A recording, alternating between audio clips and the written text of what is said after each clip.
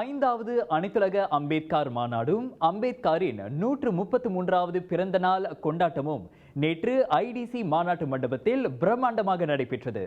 இவ்விழாவில் நம் நாட்டின் பிரதமர் டத்துஸ்ரீ அன்வார் இப்ராஹிம் கலந்து கொண்டதுடன் இந்த மாநாட்டை அதிகாரப்பூர்வமாக தொடக்கி வைத்தார். சமூகத்தில் ஒடுக்கப்பட்டதோடு பல சிக்கல்களுக்கும் இன்னல்களுக்கும் இடையில் கல்வி ஒன்றே சிறந்த ஆயுதம் என இந்தியாவில் சாதனையை படைத்த டாக்டர் அம்பேத்கருக்கு புகழாரம் சூட்டிய பிரதமர் இந்திய நாடாளுமன்றத்தில் அவர் நடத்திய போராட்டங்களை சுட்டிக்காட்டினார். அதேபோல் மலேசிய நாடாளுமன்ற உறுப்பினர்களும் அன்னாரின் பாணியை பின்பற்ற வேண்டும் என்று கேட்டுக்கொண்டார்.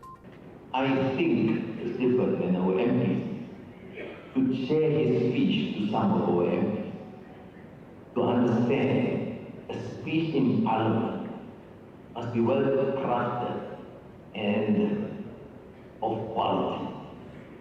Too much excesses and nonsense will be said in Parliament. You must learn from the experience of.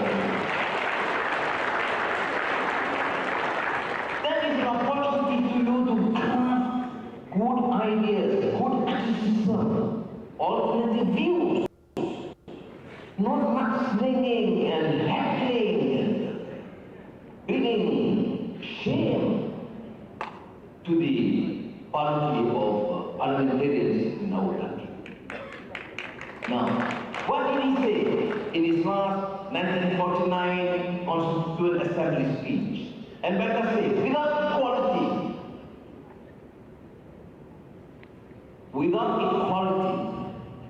liberty would produce the supremacy of the law, the supremacy of the few over the many, supremacy of the few of the many, economic,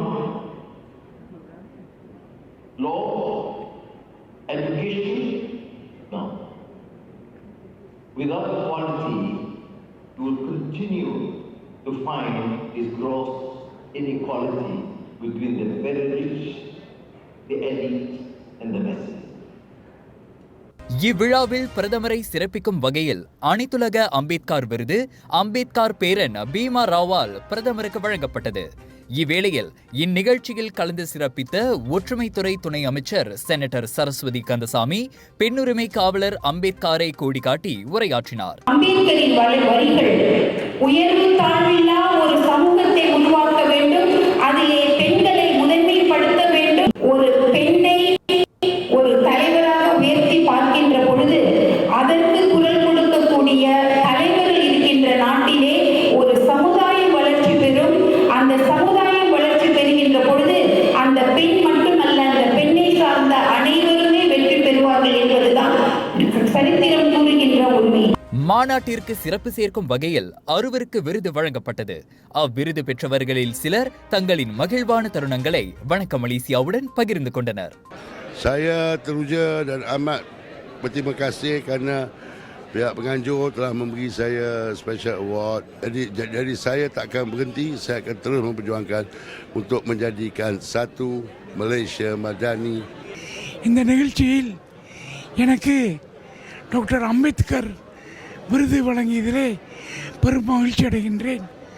Ambedkar இயக்கத்திற்களில் கடந்த 15 ஆண்டுகளாக ஈடுபட்ட வந்த எனக்கு இப்போது இந்த விருது வழங்கப்பட்டிருக்கின்றது. என்னோடு சேர்ந்து மேலும் 5 பெற்றிருக்கின்றார்கள். இது தொடர்ந்து சேவை செய்வதற்கு ஒரு உந்துதலாக இருக்கும் என நான் நம்புகிறேன். I'm really happy to get this award. I'm really grateful for it. I got this award because I wrote a book. I'm really grateful for it. My book name is My Little Madani Gratitude Journal. Doctor அம்பேத்கரின் பேரன் பீமாராவ் அம்பேத்கர் உட்பட இந்திய, அமெரிக்க, இந்தோனேசிய என பல நாடுகளைச் சேர்ந்த 150 பேராளர்களுடன் 1000க்கும் மேற்பட்டோர் இந்நிகழ்ச்சியில் கலந்து கொண்டனர்.